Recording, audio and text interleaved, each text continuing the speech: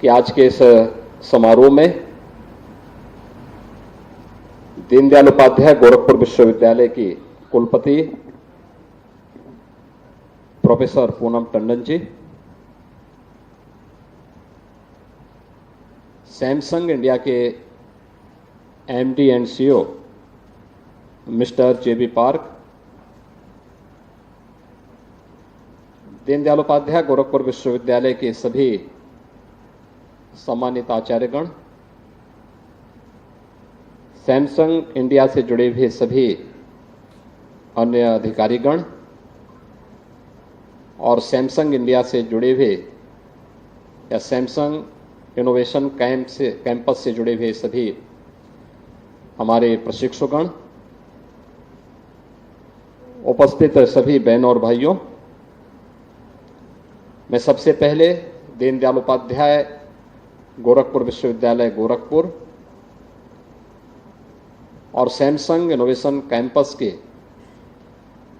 CSR से प्रारंभ इस प्रशिक्षण के लिए सैमसंग इंडिया को हृदय से धन्यवाद देता हूं कि उन्होंने इस प्रशिक्षण के माध्यम से आदरणीय प्रधानमंत्री जी के उस कार्यक्रम को आगे बढ़ाने का कार्य किया है जो उनकी हमेशा से मंशा रही है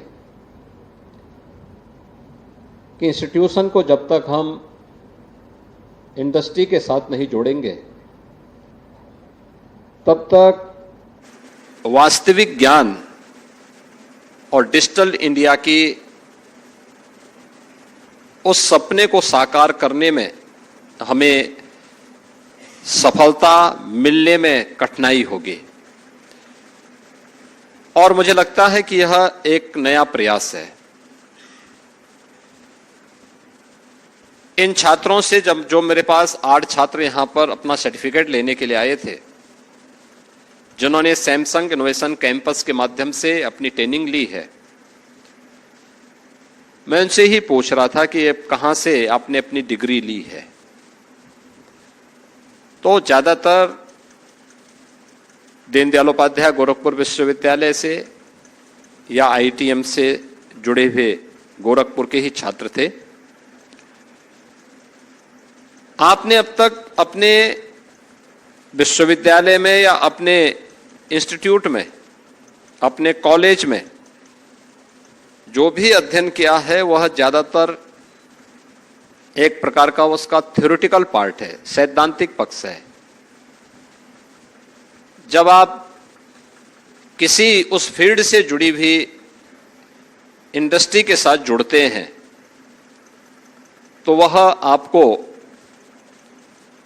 उसके व्यवहारिक ज्ञान के साथ, उसके प्रैक्टिकल के साथ जोड़ती है कि दैनिक जीवन में जो कुछ आप अपने क्लासरूम में पढ़ते हैं, जो आपने लैब्स में आपने देखा है, वास्तविक धरातल उसका क्या है, इंडस्ट्री उसके लिए किस प्रकार के प्लेटफॉर्म आपको उपलब्ध कराती है और आगे की आपके चैलेंजेस क्या हैं, इन सब से आपको रूबरू करने का एक अवसर देता है। इसलिए इस प्रकार की इनोवेशन कैंपस अत्यंत सराहनीय प्रयास है। मैं इसके लिए दीनदयाल उपाध्याय गोरखपुर विश्वविद्यालय को और सैमसंग इंडिया को हृदय से धन्यवाद देता हूं कि उन्होंने इस प्रयास को आगे बढ़ाया है। और उत्तर प्रदेश के 3500 हमारे युवा छात्र जो इस फील्ड में आगे बढ़ना चाहते हैं, उनके लिए एक नया भविष्य आगे बढ़ाया है। सैमसंग यह भारत ही नहीं, दुनिया की सबसे बड़ी मोबाइल फोन बनाने वाली कंपनी है और सबसे ज्यादा मोबाइल फोन ये लोग उत्तर प्रदेश के अंदर ही बनाते हैं, नोएडा में।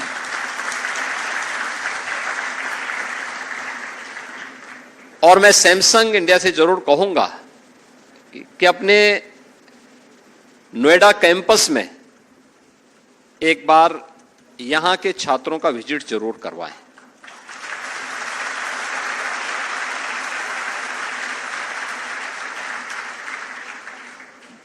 मुझे याद है 2017 में जब मैं मुख्यमंत्री बना था, तब सैमसंग उससे पहले की स्थिति से बहुत आहत था। ये लगभग अपने कैंपस को बाइंड अप करने की तैयारी कर रहे थे कि हम लोग यहां से अब जाएंगे। और जब मैं आया था तो मैंने उसी समय मार्च 2017 में सैमसंग इंडिया के अधिकारियों को बुलाया। मैंने कहा भी आप चिंता मत करिए, अपना कार्य प्रारंभ करिए। और मैंने अपने उस समय के औद्योगिक विकास मंत्री को कहा कि भाई आप जाइए, इनके जितनी भी समस्याएं हैं उनका समाधान करिए और अगले 1 सप्ताह के अंदर प्रयास होना चाहिए कि सैमसंग अपना निर्माण कार्य प्रारंभ कर ले। और 2018 में मुझे याद है तब प्रधानमंत्री मोदी जी ने और प्रेसिडेंट मून ने सैमसंग इंडिया के इस मोबाइल फोन निर्माण की सबसे बड़ी फैक्ट्री का उद्घाटन करने के लिए स्वयं 2 राष्ट्राध्यक्ष नोएडा में पहुंचे थे और उन्होंने इस फैक्ट्री का उद्घाटन किया था, जो आज दुनिया की 55% मोबाइल फोन निर्माण के लिए आज उत्तर प्रदेश जाना जा रहा है। उत्तर प्रदेश में भारत के 55% मोबाइल फोन बन रहे हैं। 60% से मोबाइल फोन के कंपोनेंट का निर्माण भी, उसका प्रोडक्शन भी यूपी के अंदर हो रहा है और उसमें सैमसंग इंडिया की सबसे बड़ी भूमिका है। बल्कि भारत का पहले डिस्प्ले यूनिट, जो आपका मोबाइल फोन की स्क्रीन होती है, ये जितनी बड़ी होगी उसकी वैल्यू उतनी ज्यादा होगी। और कोरोना कालखंड में सैमसंग उसे चीन से भारत में और भारत में भी उन्होंने यूपी में अपना वो निवेश किया है, जो अब सफलतापूर्वक अपना प्रोडक्शन प्रारंभ कर चुका है। मुझे अच्छा लगा यहां पर सैमसंग इनोवेशन कैंपस में जो ये प्रशिक्षण दिया गया है, जो ये ट्रेनिंग हुई है, ये वास्तव में मॉडर्न कोर्सेज के, जो न्यू एज कोर्सेज हैं, उनके साथ किया गया। आर्टिफिशियल इंटेलिजेंस का,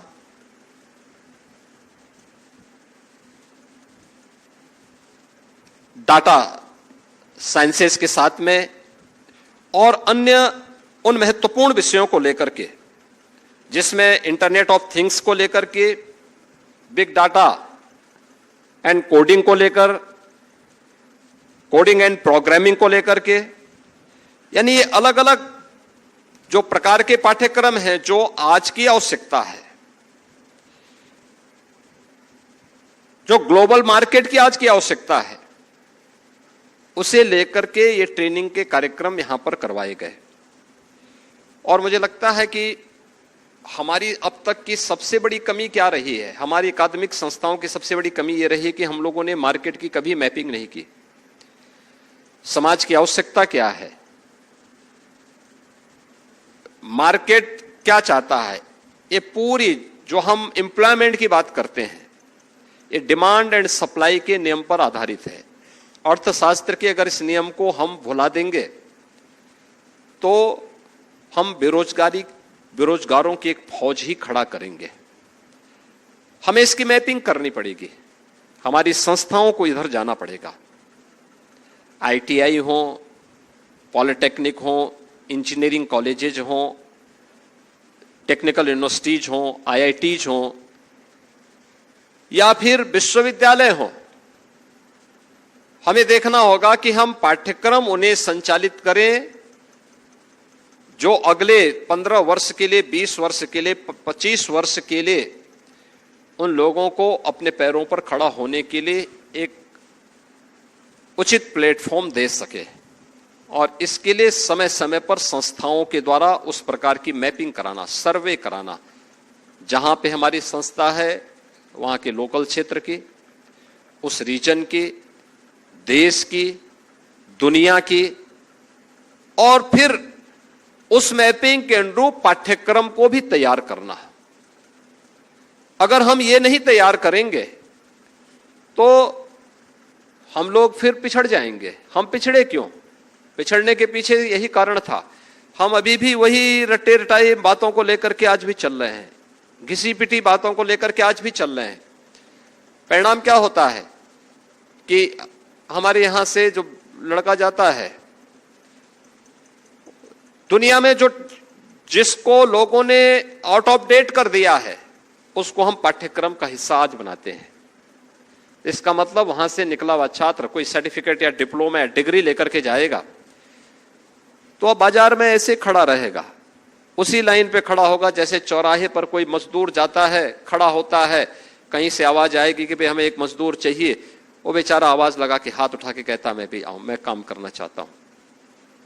नहीं, कैंपस में इसका सिलेक्शन हो, कैंपस में ही ट्रेनिंग के दौरान हम उसको इस बात की गारंटी दे सकें या फिर वो स्वयं का स्टार्टअप स्थापित कर सके कि हां मैं भी अपने पैरों पर खड़ा होऊंगा, और आत्मनिर्भर भारत की परिकल्पना तब साकार होगी जब हम उसके अनुरूप पाठ्यक्रम के साथ उसको जोड़ने का कार्य करेंगे। मार्केट की डिमांड के अनुसार हम उस मैपिंग के अनुसार डिमांड और उस डिमांड की सप्लाई के लिए उस प्रकार के पाठ्यक्रम, डिग्री, डिप्लोमा और सर्टिफिकेट के कोर्सेज हम प्रारंभ कर सकेंगे, तब इस व्यवस्था को हम आगे बढ़ाने में सफल होंगे।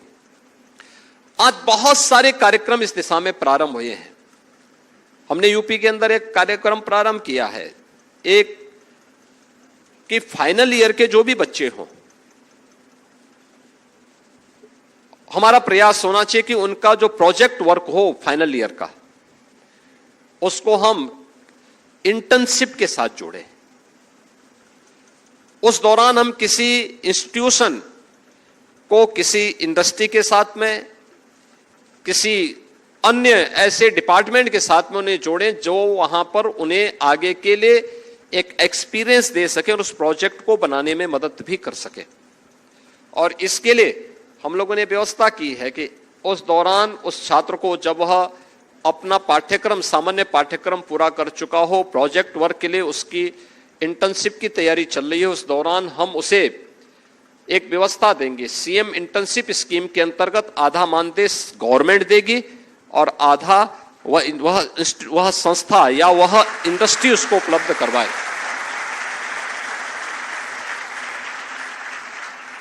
तो छात्र अपने अध्ययन के दौरान ही अपने मां बाप के कुछ भार को कम करने में योगदान दे सकता है, और मुझे लगता है कि छात्र के अंदर भी एक नया उत्साह आएगा अपने पाठ्यक्रम के बारे में। फिर ये हर एक फील्ड में हो सकता है। जैसे मैं हमेशा कहता हूं इस बात को, ये दीनदयाल उपाध्याय गोरखपुर विश्वविद्यालय है, पूर्वी उत्तर प्रदेश का पुराने विश्वविद्यालयों में इस विश्वविद्यालय का नाम है। और विश्वविद्यालय इतना पुराना है, अगर यहां पे संस्था को किसी सरकार को कोई बड़ा संस्थान खड़ा करना है, कोई बड़ी इंडस्ट्री लगानी हो, कोई बड़ी इन्वेस्टमेंट को, कोई बड़े निवेश को यहां पर लगाना हो, इसके लिए एक होता है वहां के social impact study. Social impact study, मुझे लगता है सोशोलॉजी जिन बच्चों ने पढ़ा है, फाइनल ईयर के बच्चे हैं, और विभाग अगर इसके साथ जुड़े, उसके लिए अपने को प्रैक्टिकल नॉलेज के साथ अपडेट करे, तो वह सोशल इंपैक्ट स्टडी कर सकता है। गवर्नमेंट इसमें हर वर्ष करोड़ों रुपया खर्च करती है। अगर विश्वविद्यालय के पास भी इस प्रकार के कुछ स्टडी हो, वह उसके छात्र इसके साथ जुड़ेंगे, तो विश्वविद्यालय की अतिरिक्त इनकम भी बढ़ेगी और छात्रों को भी कुछ अपने अध्ययन के दौरान कुछ कार्य मिलेगा, और उनके एक्सपीरियंस भी, उनके पास एक नया एक्सपीरियंस भी होगा कि सोशल इंपैक्ट स्टडी कैसे होगी। लेकिन जब हम करेंगे ही नहीं, परिणाम क्या होगा? परिणाम होता है कि छात्र जब अपनी डिग्री पूरा करके आगे निकलते हैं तो ये फिर बेरोजगारों की फौज के साथ खड़े होते हुए दिखाई देते हैं। यह क्षेत्र बाढ़ से हमेशा प्रभावित होता है। क्या हमारा ज्योग्राफी का विभाग उसका अच्छा अध्ययन करके बता सकता है कि इस बाढ़ के कारण क्या हैं और इसका समाधान का रास्ता हम कैसे निकाल सकते हैं? बहुत सारे माध्यम हो सकते हैं, बहुत सारे कारण हो सकते हैं, अलग अलग क्षेत्र के अलग अलग चैलेंजेस होंगे। क्लाइमेट चेंज उसका एक कारण हो सकता है, हिमालय से आने वाली नदियां दूसरा कारण हो सकता है। लेकिन बाढ़ केवल हिमालय से आने वाली नदियों में ही नहीं है, अन्य जगहों पर भी है। लेकिन सबकी अलग अलग विशेषताएं हैं। ज्योग्राफी के तहत उसके छात्र और वो विभाग बहुत अच्छा अध्ययन करके गवर्नमेंट को अपनी रिपोर्ट दे सकता है। और बदले में गवर्नमेंट उसको फीस देगी उसकी, कि हां इस कारण से ये बाढ़ आती है, इसका समाधान करने का ये रास्ते निकल सकते हैं।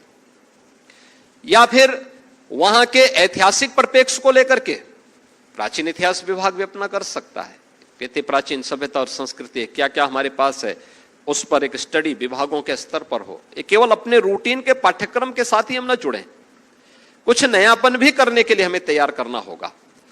और उस नयापन को करने के लिए ही जब हम नवाचार करते हैं, कोई नयापन लाने का प्रयास करते हैं, लकीर का फकीर से हट करके हम जब कुछ नयापन अपने जीवन में लाने का प्रयास करते हैं, वही नवाचार है, वही इनोवेशन है। और उस इनोवेशन के साथ जुड़ने के लिए आज प्रयास हुआ है। याद रखना, यूपी आने वाले समय में एक बड़े अभियान को आगे बढ़ा रहा है। एक हम लोगों ने यूपी के अंदर एक प्रयास प्रारंभ किया है, जैसे कि मिस्टर पार्क कह रहे थे यहां पे कि आज यूपी की लॉ एंड ऑर्डर की स्थिति बहुत अच्छी है। हम लोगों ने यहां पे इस पे ध्यान दिया। मुझे याद है, सुशासन की पहली शर्त है सुरक्षा। जब व्यक्ति ही सुरक्षित नहीं तो पूंजी कैसे सुरक्षित रह पाएगी, और इसलिए पहली शर्त होती है सुरक्षा की। सरकार ने इस पर बिना किसी टॉलरेंस के हमने इस मुद्दे पर पूरी प्रतिबद्धता के साथ कार्य किया। आज परिणाम हम सबके सामने है। मुझे याद है 2017 में जब सरकार आई थी,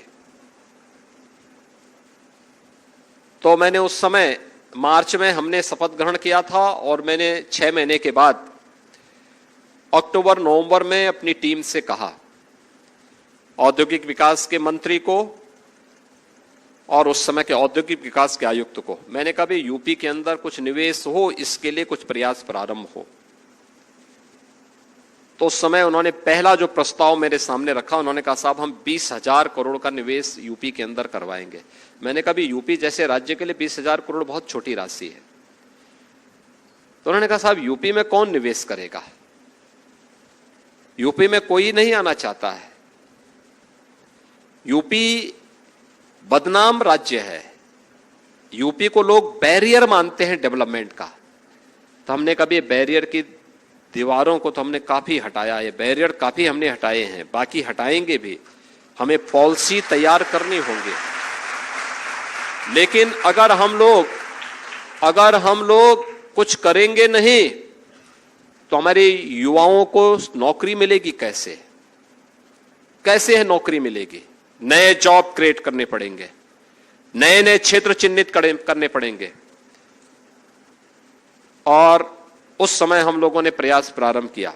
आज हमारे पास 27 सेक्टोरियल पॉलिसीज हैं हर एक सेक्टर की, और हर पॉलिसी को हमने एम्प्लॉयमेंट के साथ जोड़ा है।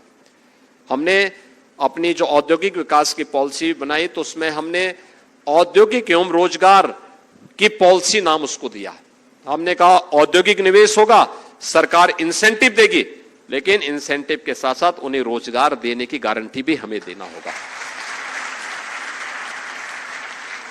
किसी भी फील्ड में हमने किया, लगभग 27 हम लोगों ने अब तक पॉलिसीज बनाई है, और किसी भी राज्य में इतनी पॉलिसी नहीं है। एक दूसरा, टेक्नोलॉजी का उपयोग किया गया। आज कोई भी इन्वेस्टर यूपी के अंदर जब इन्वेस्टमेंट के लिए आता है, तो एक जगह वह आवेदन करता है, हम उसको सिंगल विंडो की व्यवस्था देते हैं। आपको एक जगह आवेदन करना है, और एक जगह में बैठ करके डिजिटल प्लेटफॉर्म के माध्यम से हम उसे 450 से अधिक एनओसी एक प्लेटफॉर्म पे उपलब्ध करवाते हैं। देश का सबसे बड़ा सिंगल विंडो का निवेश मित्र पोर्टल यूपी संचालित कर रहा है। अगर किसी इन्वेस्टर ने हमारे साथ एमओयू कर लिया है, तो एमओयू मॉनिटर भी फिर उससे बार बार नहीं जाना है। एमओयू मॉनिटरिंग की भी हमारे पास एक व्यवस्था है। इसको निवेश सारथी के रूप में हमने आगे बढ़ाया है। और अगर किसी निवेशक ने अपना निवेश कर लिया है, तो निवेश के लिए प्रोडक्शन के बाद जब गवर्नमेंट की इंसेंटिव उन्हें मिलनी होती है, बहुत सारे मामलों में हम इंसेंटिव देते हैं, तो इंसेंटिव के लिए भी उसे बार बार नहीं आना है। इंसेंटिव के लिए भी उसने आवेदन किया, ऑनलाइन वो पैसा उसके खाते में अपने आप पहुंच जाएगा, उसके लिए जाने की आवश्यकता नहीं, सब डीबीटी के माध्यम से उसके खाते में पैसा अपने आप पहुंच जाएगा। ये तीनों प्लेटफॉर्म आज यूपी संचालित कर रहा है। हमने जो इनिशिएटिव 17 में लिए, परिणाम क्या है? जब 23 में हमने ग्लोबल इन्वेस्टर समिट किया, तो ग्लोबल इन्वेस्टर समिट में उत्तर प्रदेश के अंदर जिस यूपी में 20,000 करोड़ रुपए के निवेश के प्रस्ताव नहीं मिल रहे थे 2017 में, 2023 आते आते उसी यूपी में 40 लाख करोड़ रुपए के निवेश के प्रस्ताव प्राप्त हुए हैं। ये 40 लाख निवेश के प्रस्ताव क्या कहते हैं?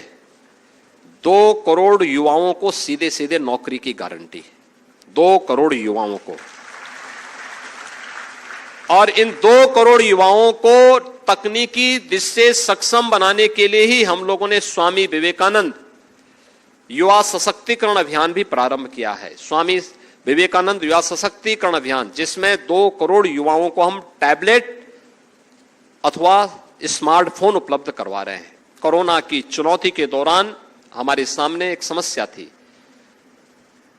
संस्थाएं बंद हो रही थी, एग्जाम नहीं हो रहे थे, पाठ्यक्रम नहीं संचालित हो पा रहे थे। हमने उस चैलेंज को स्वीकार किया। यद्यपि टैबलेट बंटने के साथ ही कोरोना भी समाप्त हो गया, लेकिन अच्छा है युवाओं के हाथों में टैबलेट होगा तो। लेकिन ये टैबलेट आपको टेक्नोलॉजी में अपडेट होने के लिए दिया गया है। यह टैबलेट है, स्मार्टफोन गेम खेलने के लिए नहीं है। और मैं आपसे यही अपील करूंगा, अपना समय वेस्ट मत करिए, गेम में वेस्ट मत करिए, एक भी क्षण वेस्ट मत करिए। वे लुभावने हो सकते हैं, लेकिन आपके जीवन को बहुत अच्छा बनाने की दिशा में उनमें कोई शक्ति नहीं है। अपने आप पे विश्वास करिए, टेक्नोलॉजी से अपने आप मजबूत बनिए। और मैं आपको इस बात को बता देता हूं, दुनिया की आज के दिन पर जो 100 प्रतिष्ठित कंपनियां हैं, उन 100 प्रतिष्ठित कंपनियों में भारतीय सीईओ हैं, याद रखना, जिन्होंने अपनी प्रतिभा के बल पर पूरी दुनिया को आज प्रभावित किया है। सिलिकॉन वैली में अगर आप जाएंगे तो पूरा भारतीय समाज छाया हुआ है और उसमें यूपी का दबदबा है। एक बार थोड़ा प्रयास तो प्रारंभ करिए आप वहां का जाने के लिए।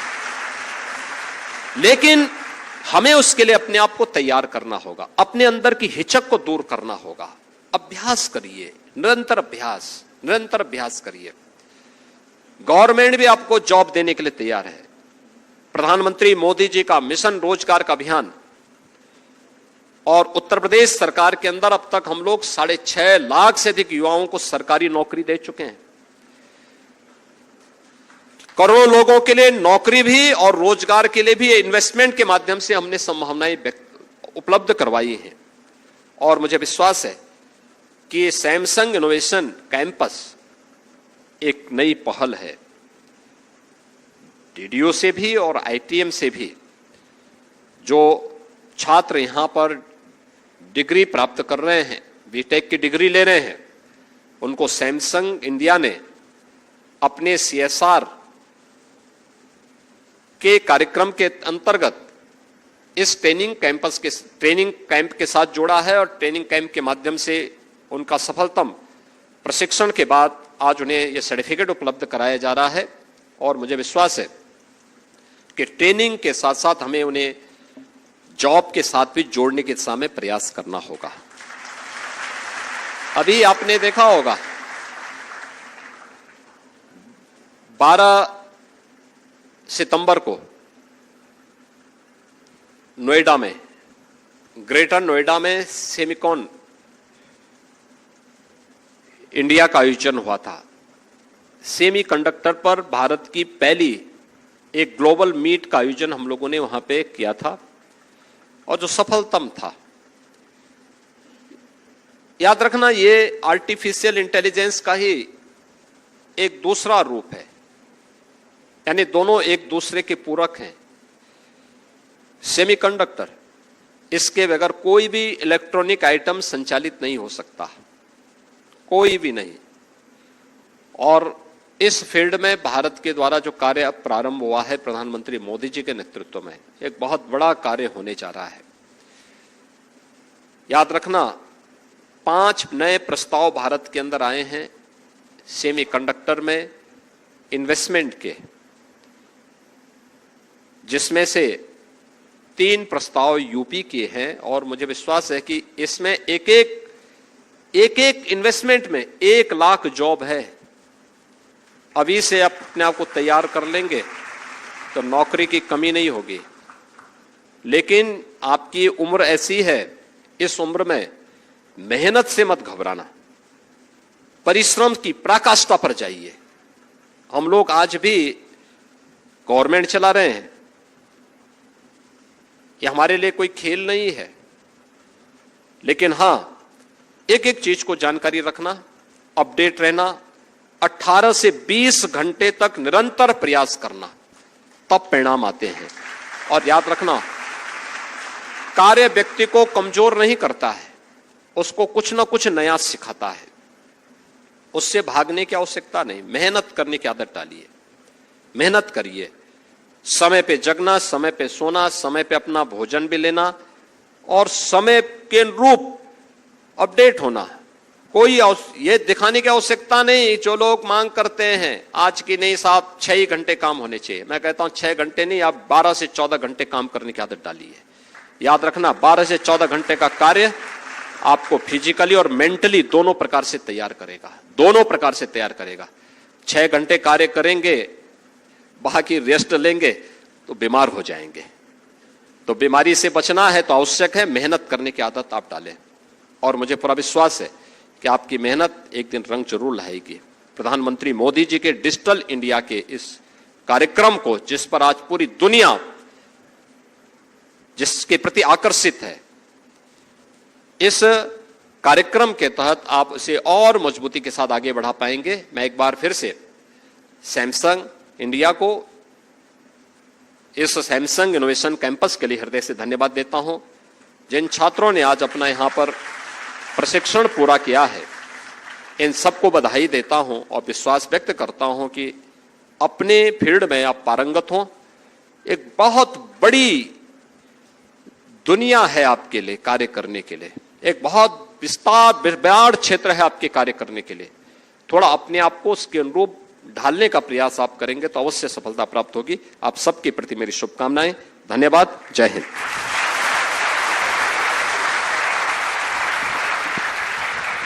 धन्यवाद। What a phenomenal personality. मुख्यमंत्री योगी आदित्यनाथ को आप सुन रहे थे। छात्रों में कौशल विकास जरूरी है। मुख्यमंत्री गोरखपुर विश्वविद्यालय के कार्यक्रम में वहां पर पहुंचे हुए निवेश के लिए 40 लाख करोड़ का प्रस्ताव, उत्तर प्रदेश में युवाओं के लिए रोजगार के अवसर, इन तमाम बातों का जिक्र मुख्यमंत्री ने अपने संबोधन में किया है। छात्रों के बीच मुख्यमंत्री योगी आदित्यनाथ वहां पर पहुंचे हुए। तो ये तस्वीरें हम आपको दिखा रहे हैं किस तरीके से कार्यक्रम में मुख्यमंत्री का स्वागत वहां पर किया गया। तो गोरखपुर विश्वविद्यालय से ये लाइव तस्वीरें हम आपको दिखा रहे थे। मुख्यमंत्री योगी आदित्यनाथ का संबोधन वहां पर आपको सुनवा रहे।